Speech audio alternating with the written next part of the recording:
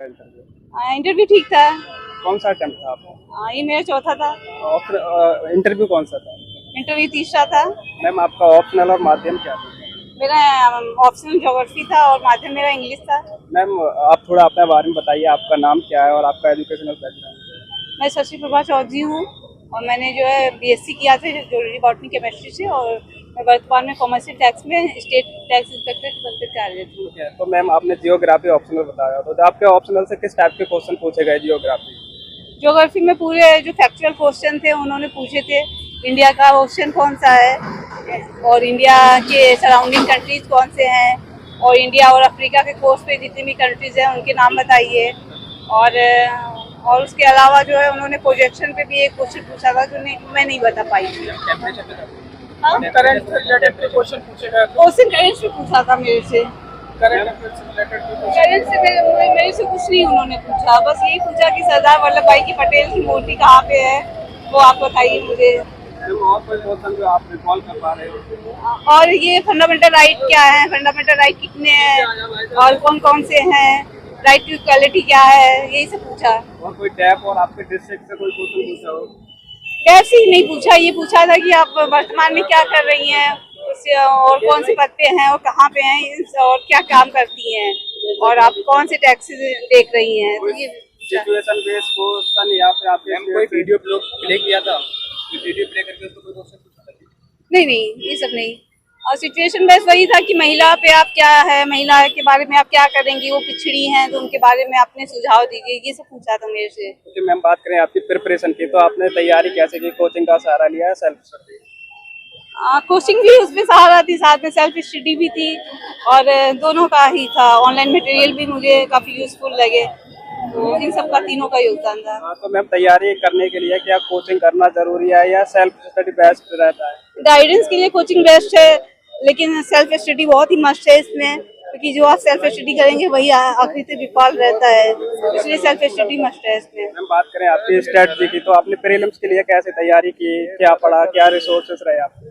अब प्रीलिम्स में मैंने वही घटना चक्र का पूर्वालोकन आता है जो मार्केट में, वो बहुत ही बेस्ट है वही, और साथ में करंट अफेयर्स के लिए दृष्टि का एक आता है मैगजीन, वो भी बेस्ट है, वही पढ़ा था। साथ में मेंस में मैंने जो है कुछ नोट्स लिए थे दिल्ली के, साथ में करंट अफेयर्स न्यूज चैनल भी यूट्यूब पे था, वो सब वगैरह था, तो इन सबसे हो गया। मेंस के लिए आपकी क्या रणनीति थी?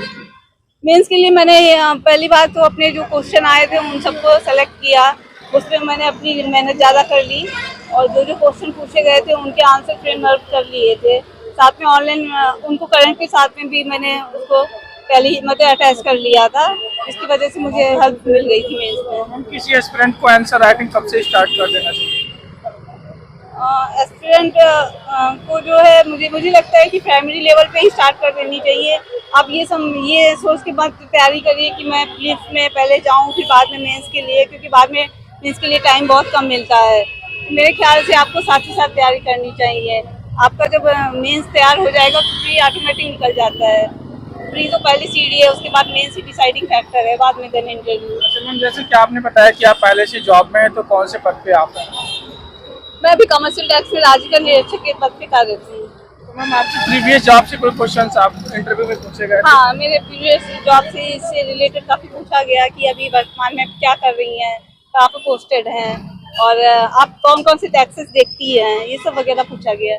मैम एक क्वेश्चन, आपने जॉब के साथ तैयारी की तो टाइम मैनेज कैसे किया, कैसे प्रिपरेशन की? टाइम मैनेजमेंट में जब जॉब के टाइम पे जॉब करते थे, बाद में जो है जॉब के बाद 6 बजे का टाइम मुझे फ्री मिल जाता था, जिसमें मैं 6 से अपना जो 8 बजे बैठ जाती थी। उसके बाद जो है ब्रेक ले लिया, फिर 10 से फिर जो है अपना लेट नाइट स्टडी की, तो इस दौरान मुझे काफ़ी टाइम मिल गया और फिर छुट्टियां मिल जाती थी, तो छुट्टियों में मैंने प्रिपरेशन कर लिया। मैम प्रीलिम्स को और मेंस को लेकर एक दो क्वेश्चन और, जैसे फिर आपने टेस्ट सीरीज लगाई होंगी, तो टेस्ट सीरीज कहाँ से लगाई और कितना रॉ रहता है टेस्ट सीरीज का? नहीं, प्रीलिम्स में तो मैंने बताया कि वो टेस्ट सीरीज नहीं मैंने कोई की थी, बस घटना चक्र पूर्वालोकन और करंट अफेयर्स के ही क्वेश्चन किए थे दृष्टि से। बाकी मेंस के टाइम पे मैंने नोट्स लिए थे दिल्ली के, और साथ में मैंने करंट अफेयर्स की जो जितनी भी वो थी इन्फॉर्मेशन थी उनको उसके साथ में जोड़ के अपने आंसर्स बना लिए थे। आपने करंट अफेयर्स के लिए क्या क्या पढ़ा, क्या कौन सा न्यूज पेपर रहा?